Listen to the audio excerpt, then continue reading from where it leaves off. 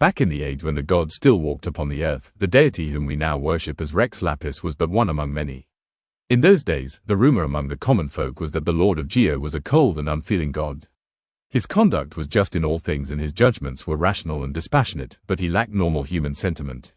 Like the rocks, he was without warmth or softness. Despite this, people revered and placed their faith in him all the same. This was because his laws served to guarantee that trade was fair and that life was safe and orderly.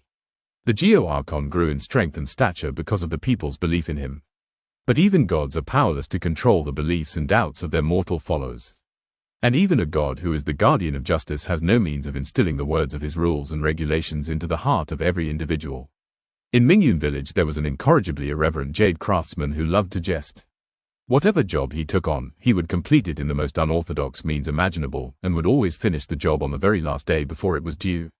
If the customer ordered a statue of a hunter dominating a ferocious beast, they would receive a miniature statue of a distress ball running for its life. And when the customer demanded an explanation, he would tell them, when a formidable hunter closes in on a fierce beast, he may not show his face, but his imposing presence is enough to frighten the beast to its core. If the customer ordered a carving in the likeness of a powerful and mighty ruler, they would probably receive a statue of a majestic throne. And when asked about it, he would reply, "No ruler takes the throne for more than 100 years. The throne has more longevity than he." The craftsman quickly developed a reputation as an eccentric in Mingyun village. But the wealthy merchants in the prosperous commercial port of Liyue Harbor were most amused and were only too willing to place orders with him if only to experience for themselves what it was like to be on the receiving end of this mischievous man's antics. One night, a woman came to his workshop. She was dressed in a long, slender black gown and her eyes shone a brilliant amber in the light of the crescent moon hanging in Liyue's sky that night. The craftsman had never met her before, but he quickly found himself deep in conversation with her.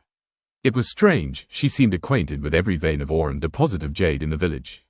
She talked about the wonders of the world like they were her sisters, and spoke of jade and precious metals with a fondness one would normally reserve for the beloved daughter.